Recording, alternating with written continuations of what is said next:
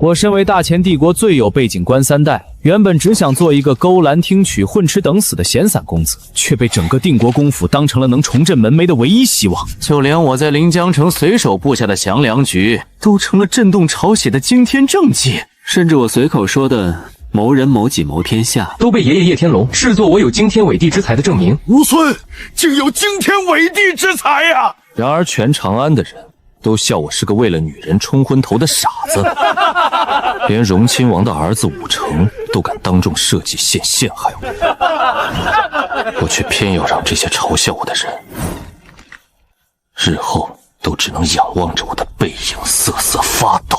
只因我叶晨的征途，从来都不是儿女情长，而是这整个大秦的江山社稷。咱们书接上回，我因平定临江城梁阳有功，向女帝陛下讨封户部员外郎。本以为可以在老爹的羽翼下继续纨绔下去，然而我前脚刚迈出自家府邸大门上关，婉儿就拿着女帝武酒的圣旨就到了。叶晨，你跑哪儿去了？你知不知道我等了你多久，又派人找了你多久？大秦发生什么事了？关中有蝗灾之危，陛下传召，命3品以上大员还有你一同进宫商议对策，速随我入宫。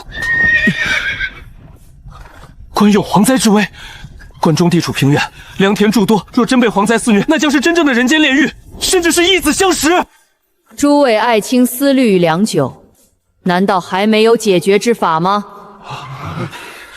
难道就没有解决之法吗？呀，晚霞，实在是避无可避，朝廷只能筹集粮食，先一步运往关中一带，做好最坏的打算。上天惩罚，丞相此言，难道是朕登基，上天不容女子为帝，故特意降下此惩罚，作为给朕的报应？老臣不敢。百万百姓若蝗虫肆虐，民不聊生，尔等若有良策，朕必重赏。陛下，如征调粮食，更应调大军提前部署，防止祸变，及时镇压。陛下，眼下蝗虫尚未大举爆发，若直接派军进入关中，恐适得其反。更何况大军移动，粮饷也是一笔不小的数字。与其这样，不如全力赈灾。叶爱卿说的对，事情还没有到派军前去镇压的地步。既本将的法子不行，敢问叶大人有何高见？本官还暂无办法，但一味镇压，绝对是糊涂之举。够了！朕叫你们来是想办法的，不是来吵架的。崔新红，你可有良策？陛下，蝗灾自古无人能遏制，良田虫卵难以根除，眼下朝廷只能做好赈灾准备了。崔状元所言极是，此乃天灾，仅只靠人力，绝无可能遏制，当及时赈灾。历年蝗灾都是人间炼狱，如此多的灾民，仅靠朝廷赈灾，如何能活？御书房外，叶晨悄悄地从殿外摸了进来，尽可能地降低自己的存在感。在后世迟到都不算小事，那就更别说古代了。王忠随意一瞥，正好就看到了悄悄溜进来的叶晨。叶晨小儿，你怎么来了？此等朝会，你一个6品也够资格？叶晨乃朕特召。叶晨，关中大旱，蝗虫幼卵泛滥，恐有蝗灾来袭，你可有解决办法？陛下，此等黄口小儿，估摸着连蝗灾都没见过，又怎么可能有解决蝗虫之法？他若是有解决之法，老夫直接舔遍长安的茅坑。王老将军，男儿一诺胜过千金，那便一言为定。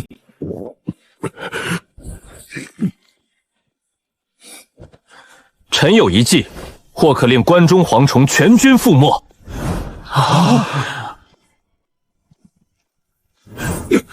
休要胡言乱语！关中蝗灾涉及百万百姓，容不得你胡来！退下！叶枫一旁，王忠满目动容，虽然内心极度不相信叶晨有解决之法，但还是有些慌。毕竟前2次他就知道叶晨这货很阴毒，就跟活阎王似的，这说不准又酝酿出了什么阴毒之法。叶晨，你有法子便大胆说，不必顾及后果。朕和众爱臣自当考量。陛下，王老将军的话你也听到了，臣斗胆请您做个见证。朕听到了，你只管放心。现在最重要的乃是关中蝗灾。王忠闻言脸都绿了，这亏大发了。叶晨输了不必付出什么，他输了那可就惨了。叶晨脸上露出笑容，他可不是什么圣母，有仇必报才是他的作风。臣斗胆献策，但在此前，臣要确认一事：关中蝗灾是已然爆发，还是仅限虫卵？现下只是虫卵，尚未大举爆发，但能让地方上书求援，这虫卵数量必定恐怖。叶大人，大量虫卵必定会爆发蝗灾，且蝗虫的虫卵深入地里难以根除，这两者有何区别？崔状元有所不知，这其中的区别太大了。若是飞蝗遮天蔽日席卷，那应对之法几乎没有，只能从赈灾下手。但只是大量虫卵尚未爆发，这其中就大有文章。臣有3计，其出必能延缓蝗灾。第1计，抓如何抓？朝廷下旨，百姓抓捕蝗虫可换粮食。此旨一出，百姓必闻风而动。本将军还以为叶大人有什么妙计呢，没想到竟是这可笑之计。哦，此计哪里可笑了？哼，黄口小儿，你见过真正的蝗灾吗？这换粮的比例，朝廷该如何定？陛下，孽子尚未见过蝗虫，一时之下说出了点贻笑大方的政策，还请陛下饶恕。臣回复必定好好管教。蝗灾自古难以解决，能出计者皆应鼓励，不宜责罚。你这个计策的确欠妥，朝廷已和蝗虫换粮，这对粮食是巨大的压力。再者，这些蝗根本无用。陛下，谁说蝗虫无用？臣的第一计当和第二计一同配合，这才有奇效。哼，这嘴比老夫的长枪还硬。叶晨，你的第二计是什么？臣的第二计便是吃。朝廷制定一定比例的蝗虫换粮，再将这些蝗虫统一收集、烧烤、晒干，其味如飞虾一般，能被当作食物，这便能给百姓力。百姓愿意抓蝗虫，抓起来的这些蝗虫卖的钱来弥补支出，这何乐而不为？吃蝗虫！古坟眼前一亮，似是斟酌。王忠是个武将，并不懂其中的弯弯绕绕，只能一双眸子盯着叶晨。他的心中一慌，若是这蝗虫真能吃的话，那这两个法子一起用，说不定真能起到奇效。陛下，此计绝不开行，乃祸民之计。为何？臣虽没见过蝗虫，但却博览群书。以往大灾时，蝗虫遮天蔽日，席卷过后，百姓无粮可吃，因此一些百姓饿极了，不仅会吃蝗虫，做法也有数种。但服用的蝗虫数量少还并无大碍，一旦吃得太多，均出现了腹泻等症状，这足以说明蝗虫是有毒的，不能吃。100个叶晨也比不上他崔星河，蝗虫根本就不能吃，它有毒，这吃下去谁能承受这个责任？否则他早就提出这个政策了，怎么可能留给叶晨？崔状元所言极是。老臣曾在青州任刺史，当地爆发了巨大蝗灾，老臣亲眼所见。吃了蝗虫的百姓虽不致命，但身体全都出现了不同程度的难受。此法乃祸民之法。陛下，这蝗灾真乃上天惩罚，非老臣胡说八道。一旦冬天不下雪，春季不下雨，夏季干旱，便容易爆发蝗灾。叶大人此法虽好，但蝗虫却有毒，这必定是行不通的。叶大人，本官承认你有大才，但此计却根本行不通。历史上任何一次蝗灾都不是以吃而收尾的。崔大人，你说的对，但也不对。先前我便向陛下确认。关中蝗虫是已经肆虐，还是虫卵居多？这一点至关重要。叶大人，你这是什么意思？本官小时候玩猎的时候，碰巧在山上破庙遇到一个仙风道骨的老人，他留下了一本古籍，古籍上就有蝗虫的记载，沙漠蝗虫，但主要只有2种。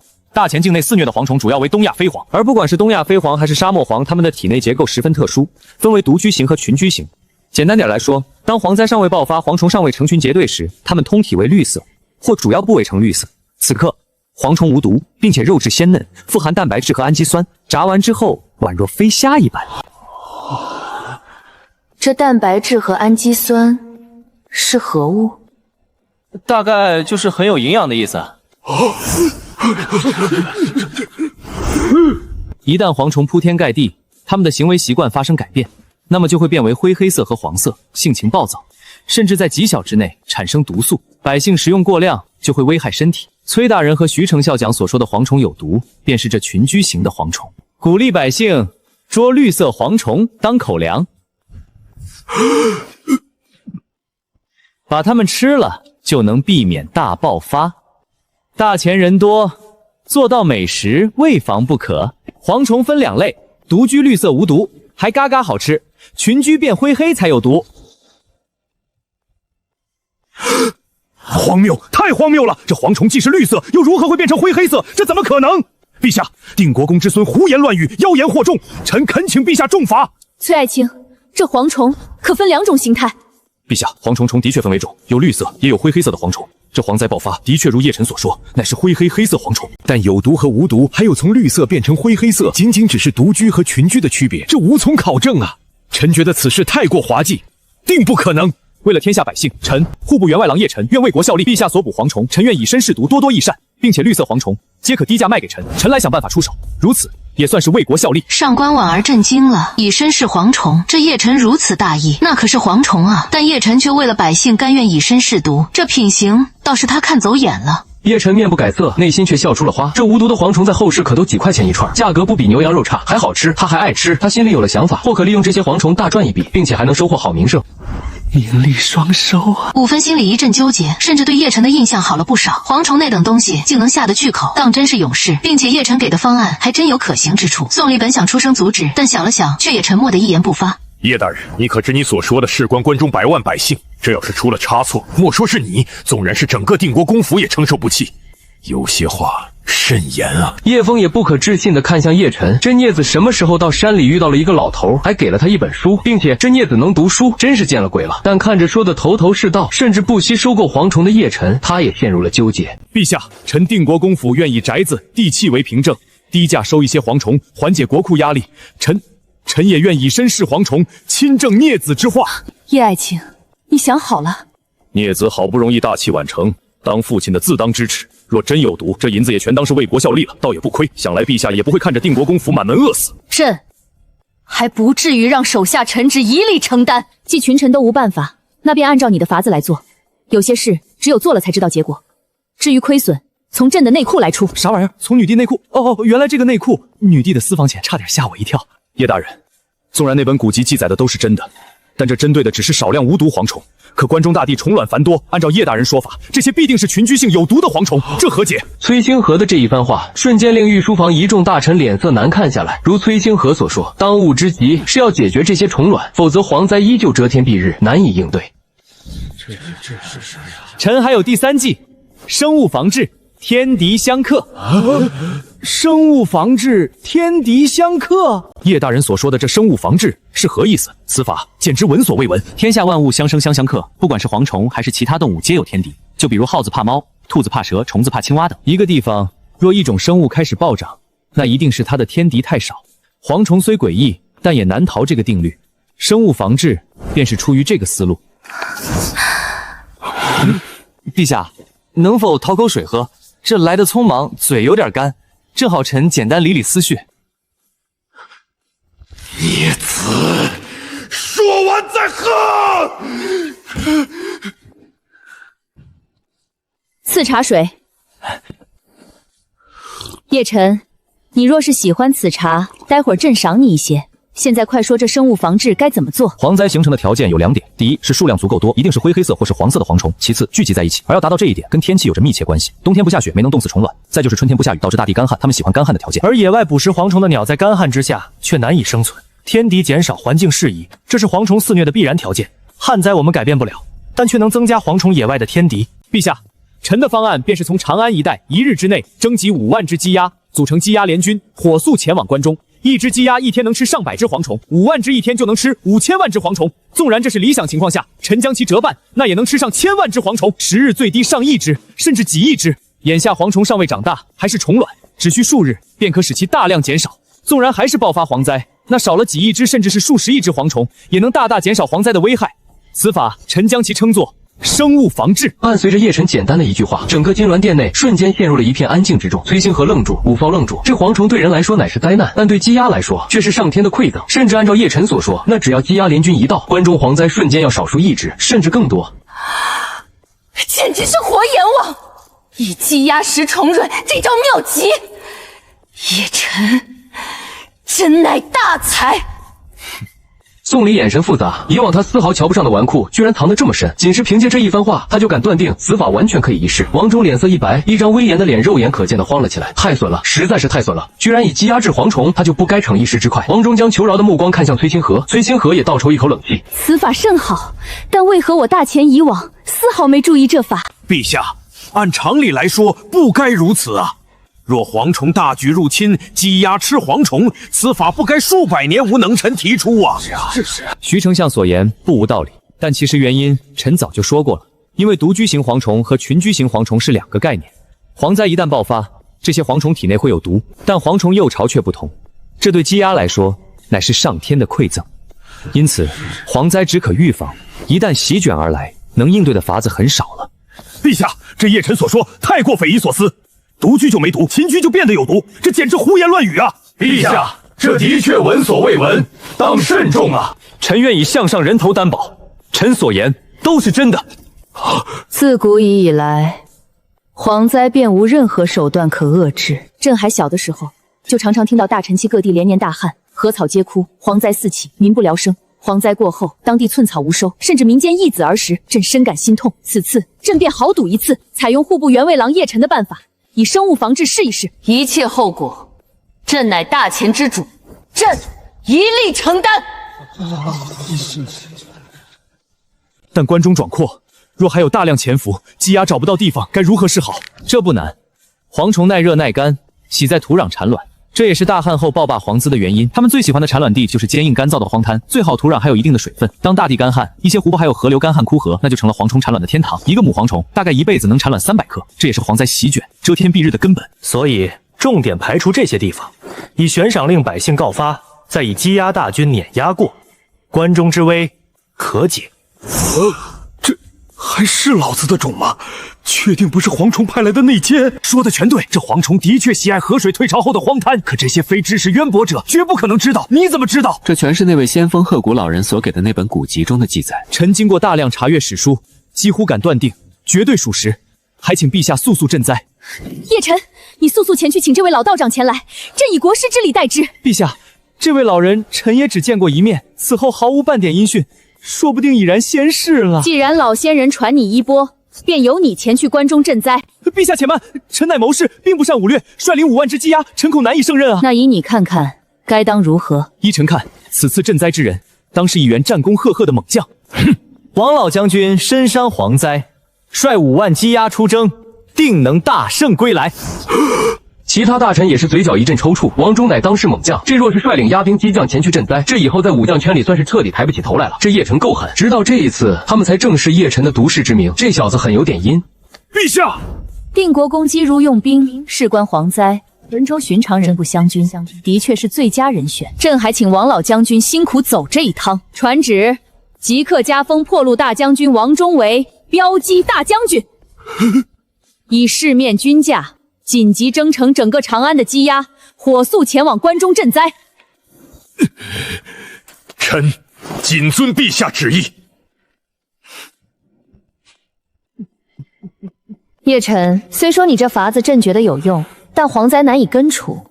朕记得你刚刚说蝗虫遮天蔽日来袭，法子不多，但这言外之意也是有法子吧？不错，若蝗虫真的爆发，遮天蔽日，臣的下一计就是判断蝗虫的行进轨迹，以一地粮食为诱惑，加上容易点燃的可炸物，一把火全烧，火烧蝗虫，以此减小灾害。这是自损1000，伤敌800啊！连粮带虫一起烧，真狠人啊！蝗虫最低得死伤几百万。武飞多看了叶辰几眼，一计比一计狠，先抓再吃，再派天敌，实在不行就火攻，伤敌1000，自损800。蝗虫惹了这祸阎王，真算是倒了大霉。上官婉儿也忍不住吞了吞口水，想到了自己干的事情。叶大人，你此计是否有损天和？蝗虫也是生灵，也是命。这一把大火是否太过残忍？蝗虫肆虐过后，民间恶殍遍地，无数家庭妻执子散，甚至一子而雷。大人，这些百姓不惨吗？惶毁我大前民不聊生，死伤多少百姓，根本不值得同情。朕支持火攻。陛下，臣有一点担忧。言语时有话，但请直说。叶大人发自虽好粮食，鼓励百姓抓蝗虫，还有最后的火烧蝗虫，臣都无比赞同。只是素来百姓认为蝗虫乃天之大祸，乃天意，许多百姓不敢忤逆上天，甚至当蝗虫到来肆虐良田，他们纷纷跪下磕头，祈求蝗虫早日离开。这该如何是好？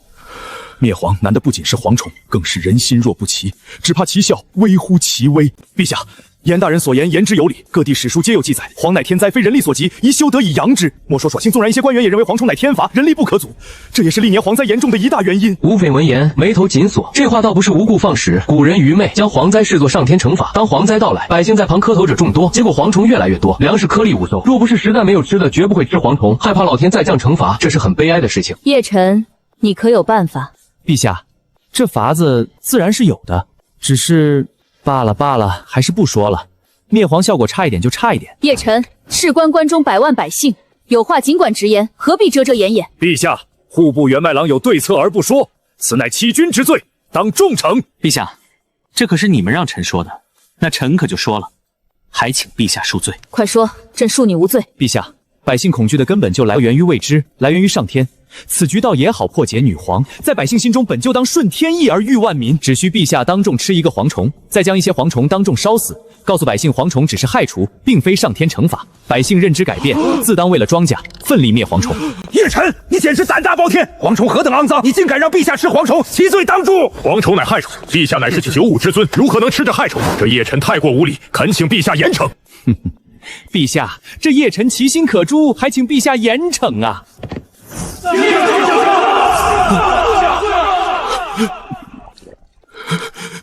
孽子，休要胡言乱语！什么？让朕亲自吃蝗虫？陛下，严大人所说的的确是大问题。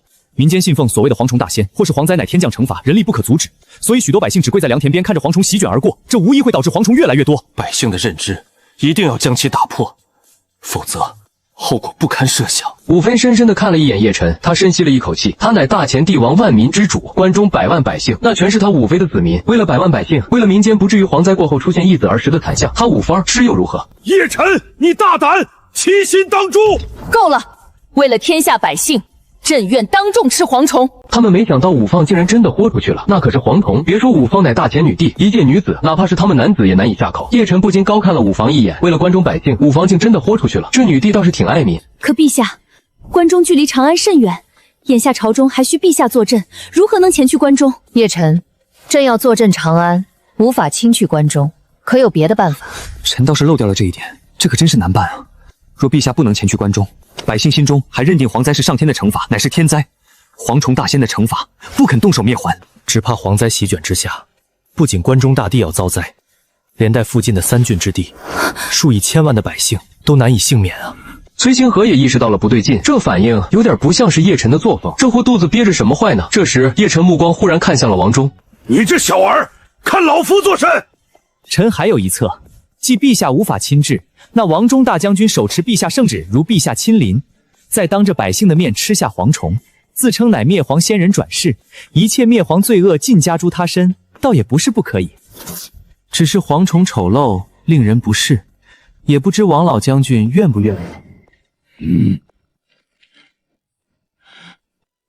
王老将军年事已高，这为了关中府百姓，末将当仁不让，区蝗虫，陛下不必担心。待末将去了关中，先吃一斤下酒。王老将军真乃大前良将，朕大为感动。此次待王老将军归来，朕亲自为你接风洗尘。末将多谢陛下圣恩。总这坑了，还不如爽快一点，捞一点好处。但标记大将军还有这吃蝗虫，他可记下了。耳目逼他，这仇他必须得报。引诱我等怒吃蝗虫，再顺势丢锅给王将军，这一切都在叶晨的算计之中。众官员心里暗叹道。这时，王忠已经没得选了，这蝗虫不吃，那便是心中无关中100万百姓，更不愿意为了武丧消灾，罪不济也会被贬出长安。这小子真狠啊！王老将军若是年事已高，臣有更合适的人选。说来听听。皇亲国戚诸如荣亲王，或是上官大人，皆可。上官婉儿一听这话，心头一跳，那张绝美的脸都变了。他一想到吃下蝗虫，都忍不住有些作呕。这是报复，对那件事的报复。不必了，我王忠一人足矣。王老将军此去，事关我关中100万百姓，其中委屈，朕皆清楚。待王老将军凯旋，朕自当重赏。臣多谢陛下，定当不负圣恩。借用的羁押务必登记册册。很快，整个大前的政务机器也将运转起来，全力配合关中赈灾。武虽心口也像是骤然少了一块大石头。下去吧，关中灾情耽误不得。按照户部员卫郎的策略做，各部一起配合，其余人下去，户部员卫郎留下。黄口小儿，老夫记住你了，你给老夫等着，这仇老夫必报不可。哼！臣叶晨祝标姬大将军一路顺风，凯旋归来。群臣离开大殿时，也深深地看了一眼叶晨，一些中立的臣子更是对叶枫露出一抹友好的笑容，再离开。回去告诉府里的混账，千万别招惹定国公府那小子。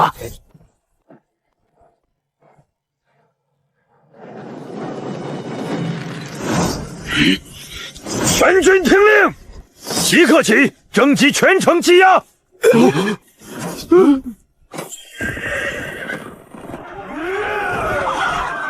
王老将军，此乃奏击，还请手下留情啊！陛下有旨，全长安的羁押一只不留，骤击也是鸡，并且战斗力更强，吃的蝗虫更多，带走。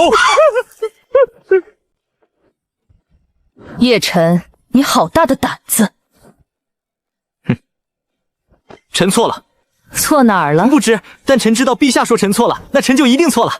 你是个聪明人，明白朕的意思，朕就不必多说了。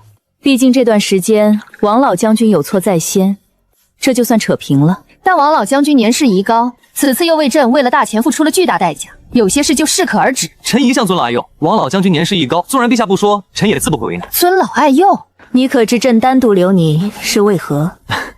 这也是一笔不小的负担，陛下正在发愁。不错，征调倒是简单，但关中蝗灾之后，这5万只鸡鸭回京该当如何？若大量投入荆州，价格必定大跌，但总不能朕将其圈禁在皇宫吧？这一点并不难，长安百姓饲养鸡鸭，并不舍得大量投喂，所以这些鸡鸭偏瘦。去了关中，必定膘肥体壮。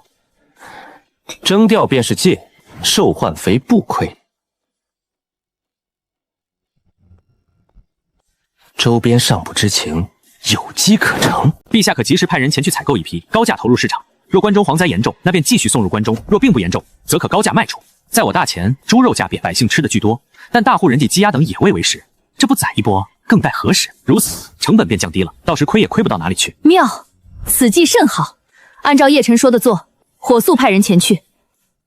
你觉得这蝗灾真是上天降下的惩罚吗？这纯属是无稽之谈。与其说蝗灾是惩罚，倒不如说是干旱和洪涝乃是上天降下的惩罚。这只是一种生物现象罢了。朕也不信所谓的上天之法，朕倒相信人定胜天。不过臣必须提醒一下陛下，生物防治还有人为干预等手段，只是降低蝗灾的危害，但蝗灾还是会有，这难以避免。真正难的一直都不是蝗灾，而是蝗灾之后的颗粒无收。陛下要做好赈灾的准备。朕何尝不知？国库空虚，百万流民如何解决？这场大灾注定会死很多人。陛下，臣倒是有几个法子，若是能行的话，将少死很多人。叶晨，军前无戏言，你可清楚？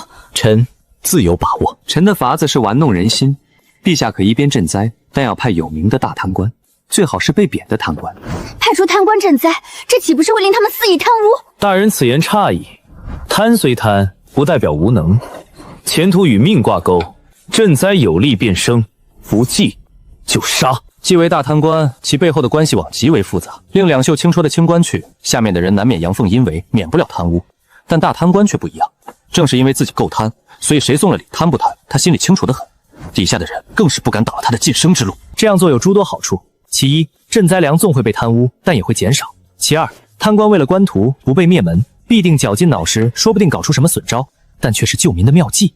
臣不才，有一些招数不宜明着来，但正适合这些贪官来做。其三，陛下可派正直点的御史和心腹跟随，提前敲打。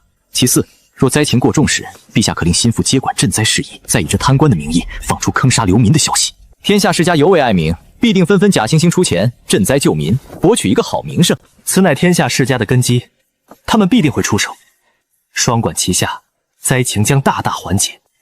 事后，陛下再震怒，直接杀了这大贪官，以平民愤即可。几乎是第一时间，武双就知道这个方法可行。他一直不觉得贪官都是庸才，相反，贪官在某方面的本事甚至比忠臣还要强，只是没有为国效力。若逼贪官一把，只要控制好其赈灾效果一定会显著。至于后面的，便是做局，令天下世家入局，真是妙计。叶晨，你今日真是令朕刮目相看，此法甚妙。有了这个法子，关中纵赈大灾，最起码也将少死数十万的百姓。明日早朝，朕便将这个法子公布出来，朕倒要看看这些贪官还怎么贪。叶晨，先是关中蝗灾给了妙计，又提出如此赈灾妙计，你想要什么赏赐？陛下，这臣多不好意思。哦，既叶爱卿如此客气，那便当朕没说。别啊，陛下金口玉言，岂能反悔？行了，想要什么便说，朕一向有功必长，绝不会苛刻对待我大前功臣。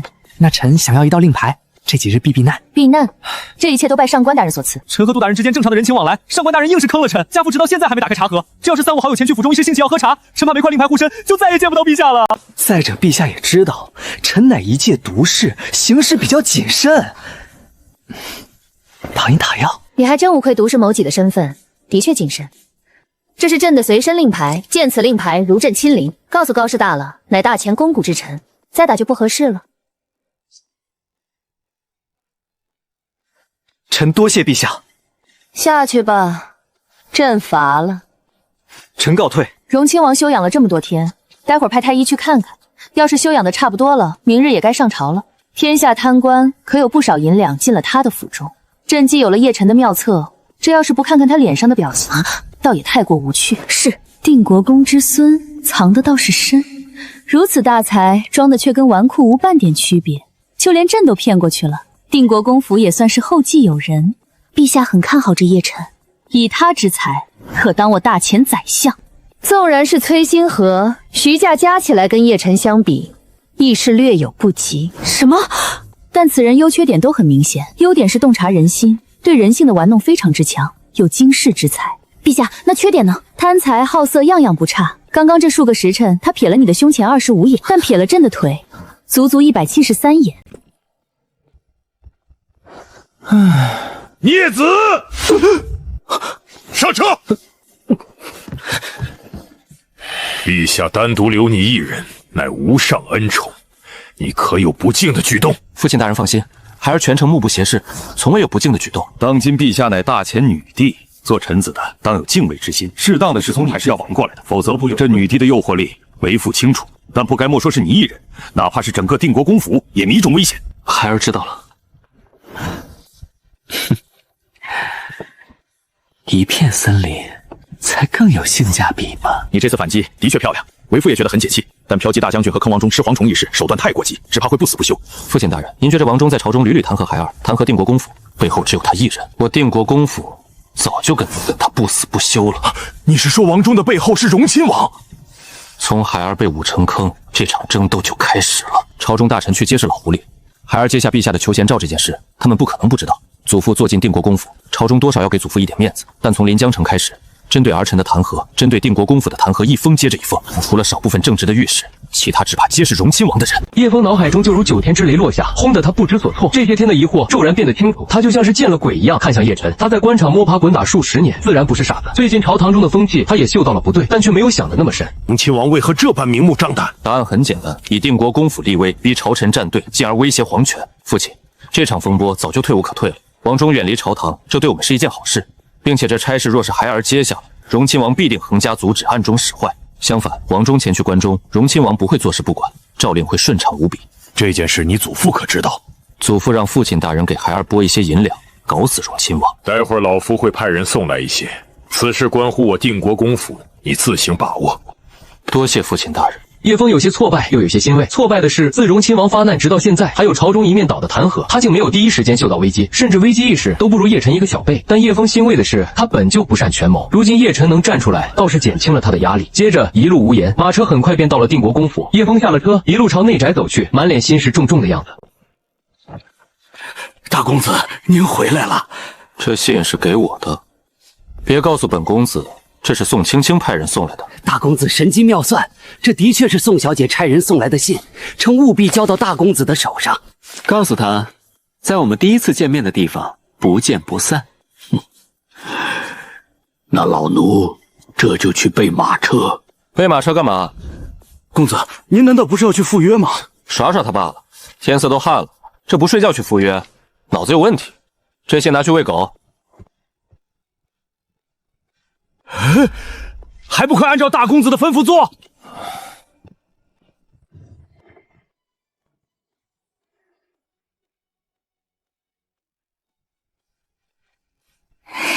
大公子，98号技师绿萝为您服务。这感觉简直没得说。唯一美中不足的是，绿萝身上这套衣服要是超短裙加黑丝，那就更完美了。当然，要是不正规，那就更好了。若是在这长安开建会所，岂不是吊打那4大名楼？看来明日必须去那胭脂阁深入体验一番了。父亲大人，臣儿要设计荣亲王这件事，我们难道真的不插手吗？有何不妥？荣亲王权倾朝野，麾下依附者无数，不管是朝堂还是军中都颇有威望。臣儿虽在用计上颇有手段，但想要掰倒荣亲王，谈何容易？荣亲王都骑在我定国公府的头上拉屎了，难道我定国公府还要忍？哼！父亲大人，我不是这个意思，只是有些担忧。毕竟朝堂斗争，遗诏不是满盘皆输啊。臣儿年龄还是太小了，这朝堂太险色，大意不得。你太小瞧臣儿了。1次是巧合，2次是意外，但能让陛下此目解决关中蝗灾，并借助朝堂大事将王忠驱赶，这等手段早就不逊色朝堂中的那帮老狐狸了。如今趁着老夫尚在，有人兜底，正好试试臣儿的手段，此乃老夫梦寐以求的事。那我这就从府中拨1000两白银送去。等等，拨1000两白银做甚？不是父亲大人让我拨些银子给臣儿对付荣亲王府吗？老夫并未说过。这个孽子，他连他老子都骗。罢了，要便给他，只要不给宋家那丫头花就行。可那逆子有了钱，怕是会直奔胭脂阁。那地方美人多，他怎么受得住？人不风流枉少年，去了胭脂阁也好，尝了其中滋味，才不会被宋家那小妮子迷了眼。父亲大人，我这就安排。吩咐下去，明日老夫邀请了几个好友前来府中商讨兵法，让陈儿一旁候着学习。我定国公府府的神人只知毒计，却不懂兵法，这传出去岂不是令人笑话？能得我大前最顶尖的一批将领传授兵法，也算是他天大的福分。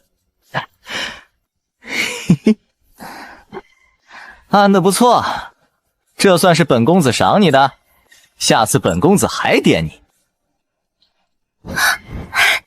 本公子加钱。不给钱还能考虑考虑，给钱这算什么？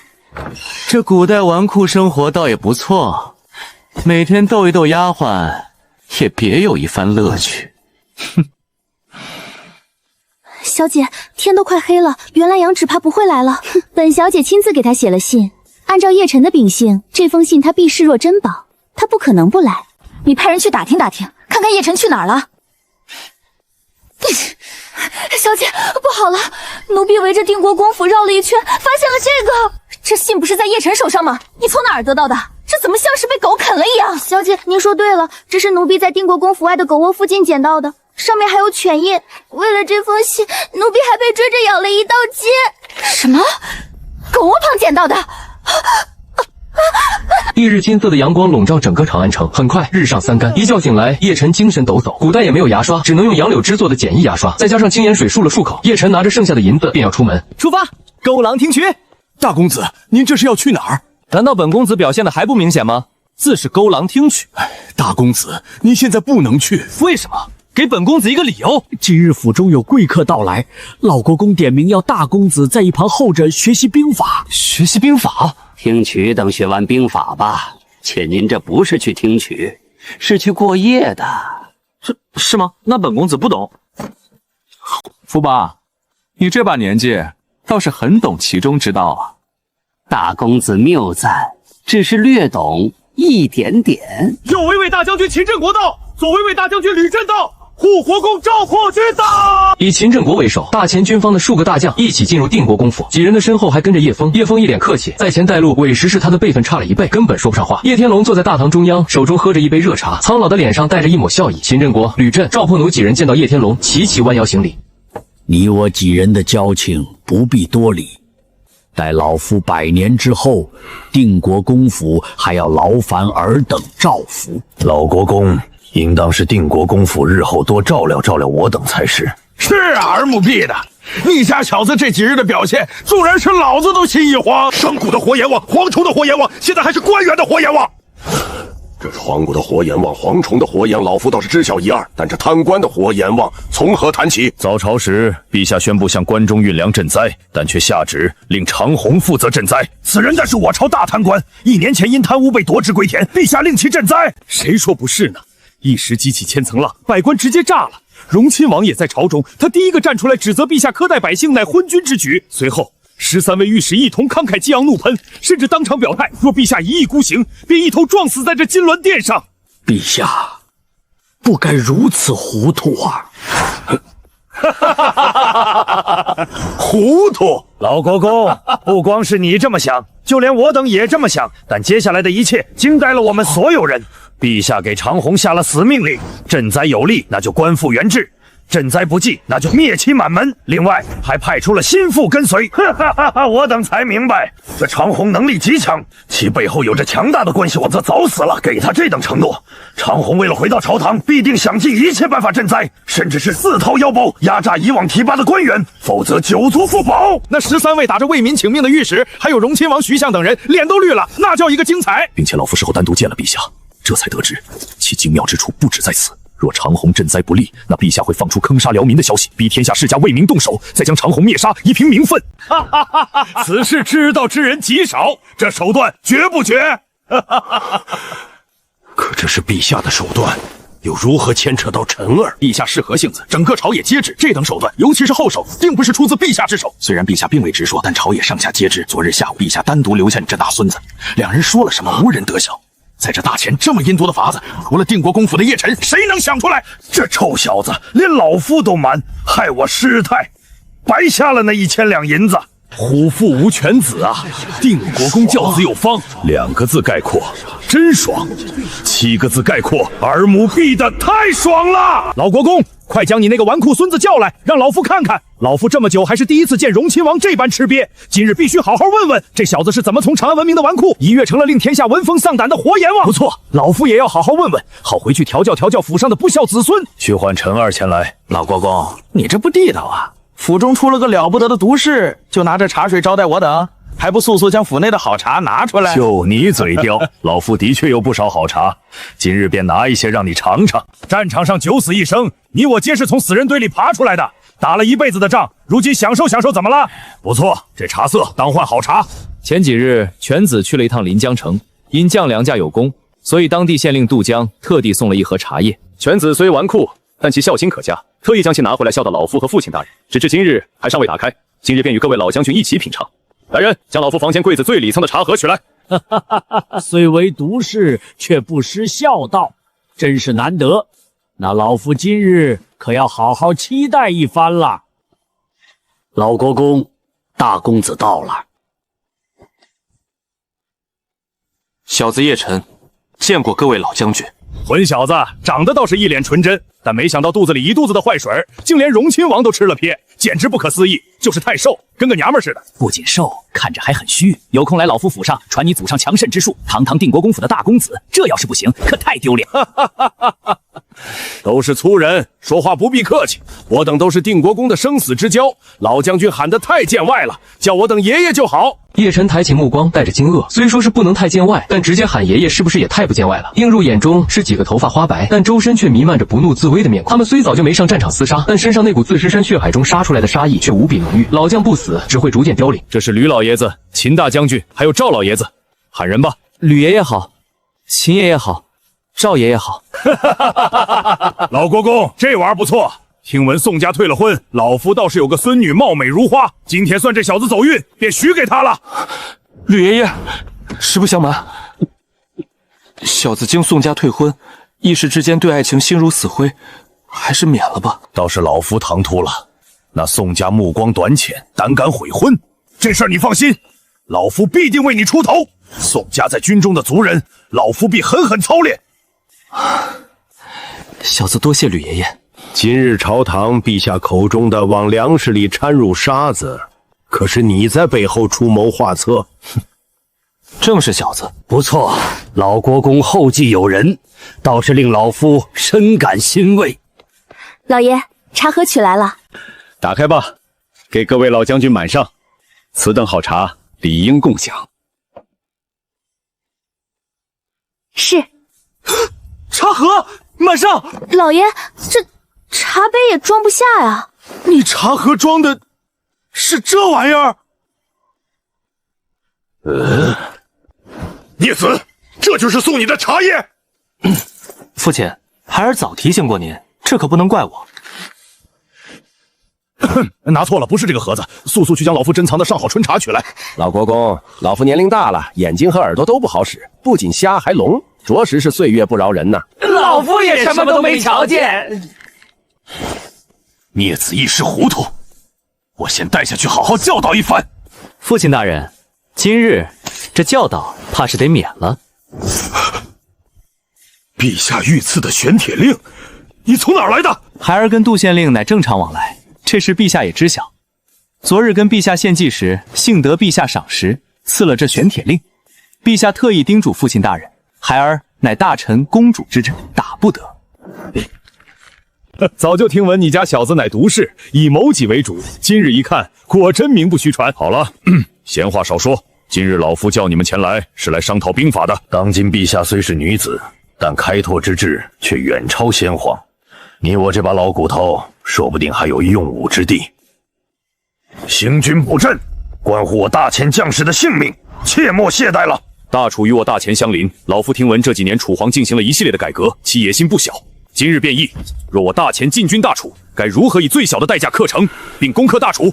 大楚城墙坚立，攻城城乃是最硬的骨头，除了硬啃，还有何办法？老匹夫净说废话！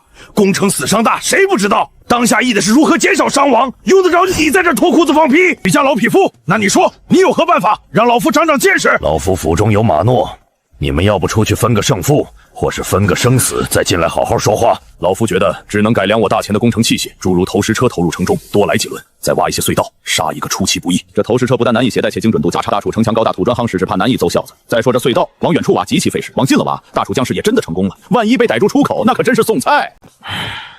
那就只能强攻了。可强攻纵观历史，死伤巨大。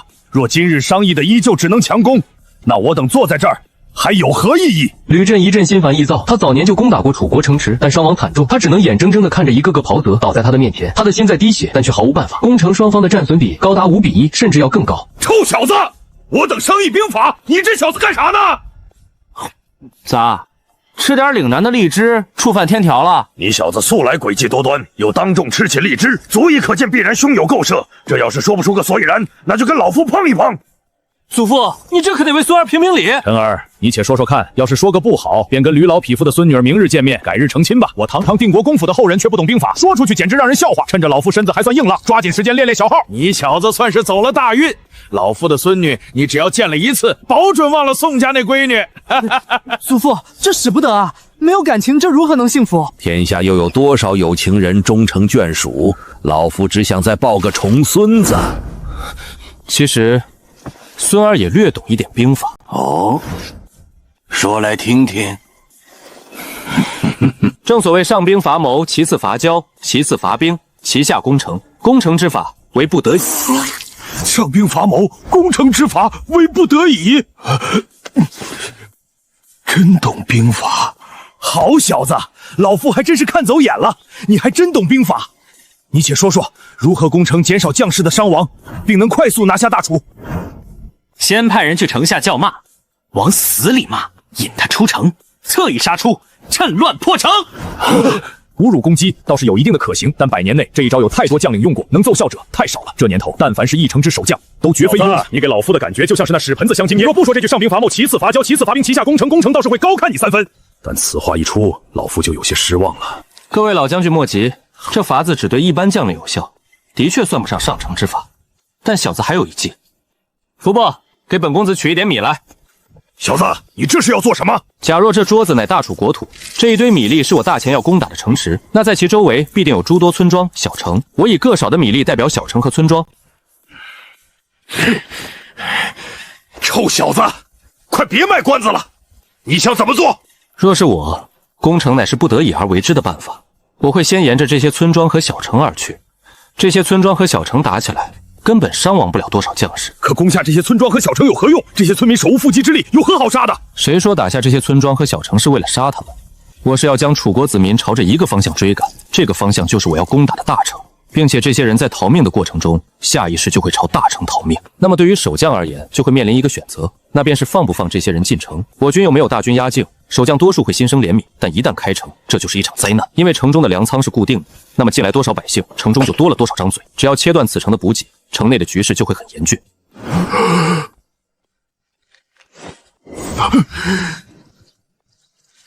可若守将不给城中百姓放粮呢？放粮，那粮食会快速减少；但若不给，那就会爆发骚乱。百姓在饿得受不了的情况下，一定会烧杀抢掠。他们若强力镇压，向同胞挥刀，城中便会人心惶惶；若不镇压，骚乱之下更会人心惶惶。而这便是我军的机会。最好是在此之前，先攻破几座剧烈反抗的小城，将其屠城，将凶名先传出去。那么当城中大乱的时候再放话：投降者不屠，顽抗者屠城。这股恐惧会蔓延至整个城中，人心恐慌之下，此城必破。吕震几名老将全都变了脸色，哪怕是叶天龙也不例外。此计太过毒辣，但却是实实在在的诛心之计。一旦守将动了善心，这就是一场灾难。因为叶晨说的事情一定会发生。但图是不是太过残忍？秦爷爷，战场上对敌人的善良，就是对我军的残忍。若想快速拿下此城，甚至拿下一个国家，没有凶名，又何来畏惧？可若守将不上当，拒不开城呢？那守城者尚属名将，有些难缠，但小子亦有办法。我军不杀而驱逐楚国百姓，但楚军守将却将他们的子民拒之城外，大楚百姓必定心寒。我们完全可以从中挑拨离间，再许诺大饼，先登夺旗者官升3级，入我大钱波及，享受荣华富贵，这必定会有人动心。这样大楚百姓便可为我军先锋，朝着城头杀向大楚将士。毕竟大楚抛弃了他们，他们拼还有一线生机，不拼也没关系。我军在后，完全可将他们当作炮灰，消耗城内的箭矢和落木，减少我军伤亡。伴随着叶晨这一番话，整个定国公府内的大堂瞬间陷入了极致的寂静。叶天龙、吕震、秦振国几人脑海像是被重锤砸下，嗡嗡作响，几双眸子齐齐看向了叶晨，眼里充斥着难以置信。他们脑海中仿佛出现了叶晨所描绘的画面，步步为营，毫无漏洞。先驱赶附近村庄的百姓，将他们逼向城中。若守将心生怜悯，放入城中，必将大大消耗其粮食。时间一久，城中必定人心惶惶。若守将拒之门外，便挑拨许诺，令他们杀自己的同胞。纵然不行，便以百姓为肉盾，吸收城中箭矢。若要快速覆灭大楚，必要先屠几座硬骨头，把凶威传出去。开城者活，顽抗者屠。在无尽的恐惧下，这城自己就乱了。哪怕吕震见惯了战场中的尸体，还是忍不住的心中生出一股彻头彻尾的寒意。能将屠城2字轻飘飘说出来，这小子真当心如磐石。吕震是这般想法，秦振国和赵破奴心中更掀起了一阵滔天骇浪。本想看看这小子的潜力，结果万万没想到，叶晨真给他们憋了个大。小子，此计虽毒辣，但的确能降伤亡。可老夫不明白，你说的那大饼是何意思？赵爷爷，这所谓的大饼也叫画大饼，其本质就是许以重诺，展望未来，令人为了这个目标而拼命，最后再跑路。比如许诺楚国百姓杀1名楚国将士赏3两白银，杀楚国守将赏黄金1000两，楚国百姓见此大饼必定拼命。但事成以后实不实现全看心情。大饼这东西只要够大，能让人为之拼命就行，不一定非要实现。更何况此战过后，他们人在大前，纵便真完成了，也不得不低头。稍微给点儿，他也就忍了。小子脸上这是有脏东西吗？还是小子此计太过毒辣，吓到几位爷爷了？笑话！老夫子13岁入战场，见过的死人比你小子吃的饭还多。哼，此计虽毒，但想吓到你吕爷爷，还差了10万8千里。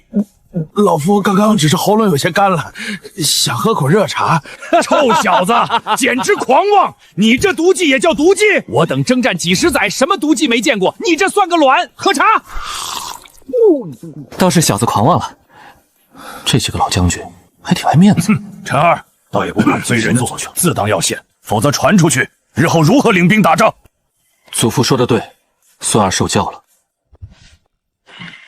你这小子倒是有些行军打仗的天赋，老夫再考考你。若是这题你答出来了，那你跟有容的事就此作罢；否则明日便去老夫府上，如何？秦振国、赵破奴抿了口茶，一言不发。他们已经知道了这问题是什么，这小子居然敢打趣，他们有没有被吓到？真是倒反天罡。叶天龙闻言也没开口。这段时间叶晨风头正盛，正所谓过刚易折，所以在他眼里，适当打压倒也不是坏事。小子，怎么？这是怕了？叶晨抬起眸子，他自然不是怕了，只是他听到吕震的话，联想到了一些东西，正在纠结。他的孙女名为有容，这名字好啊，他瞬间就想到了一个成语：海纳百川，有容乃大。你这小子怎么磨磨唧唧的？怕就是怕，不怕就是不怕。你吕爷爷还能笑话你？吕爷爷，您说吧，小子尽力以答。好小子，够胆，比你老子强。也别说老夫欺负你这小辈，老夫这个问题倒也不难。就如你先前所说，老夫带军按照小子你所说的方法将城围困起来。你若是守城之将，当如何破解？守城？吕爷爷，守城此题倒是不难，只是法子有些阴损。您确定要听吗？哼，小子，你且说说，老夫看看你肚子里又憋了什么坏水。哎，吕爷爷，你这话就让小子有些伤心了。小子一向纯良，人畜无害，所说的都是为国效力的好法子，肚子里又哪来半点坏水？都是为国尽力的妙计罢了。其实也没憋什么坏水，自古以来，除了必城死守，几乎别无办法。这是没办法的事情，纵然是一些手段，也终究是小道，改变不了大局。唯一的办法就是坚守不出，坚守不出。哈哈哈！臭小子，你也有没招的时候。但这算什么毒辣之计？百姓聚在城中，一旦无粮，你怎么解决？这也不是没办法。满城老幼数万人，问你粮草，提人数做甚？小子说了，满城老幼数万。秦振国和赵破奴也瞪大双眼，像是见了鬼一般看着叶晨。这岂止是有点阴损，简直是灭绝人性的毒计。守城之战，满城老幼数万人，你小子！秦振国、吕震、赵破奴几名老将瞪大眼睛，一脸的不可置信，一边轻描淡写的说出此等阴损之计，一边说自己纯良，人畜无害。这良心确定不会痛吗？臣先前就说了，此法有点不人道，但这也算是没办法的办法。毕竟守城战最重要的就是粮食，一般围困就会断粮道，那走投无路之下，要想不丢城，就只能这样干。真是难得，还有你小子觉得太不人道的时候。秦爷爷，您这是哪里的话？小子只是对外人狠辣罢了，小子秉性纯良啊。吕爷爷，你看你咋还站不稳了？小子离你数米远，这可不能赖上我啊！秦振国手中的杯子掉落在地，他眼睛瞪得浑圆。吕震也意识到了叶晨的意思，他两眼一瞪，目光也透着惊骇。叶天龙也有点受不了了，若以叶晨的毒计，这城真有点难打，没有几个月、几年高低打不下来，这兵法没法谈下去了。再这样下去，别说秦振国、吕震、赵破奴三人了，哪怕是叶天龙都得怀疑人生。福伯，再给陈儿拨500两银子，去毒坊也好，找花魁也罢，先离老夫几人远点儿。孙儿多谢祖父，其实孙儿对兵法还有颇多心得。不必了，下去吧。将长文带在身边，没事多寻讨寻讨。是。终于可以去胭脂阁勾栏听曲了。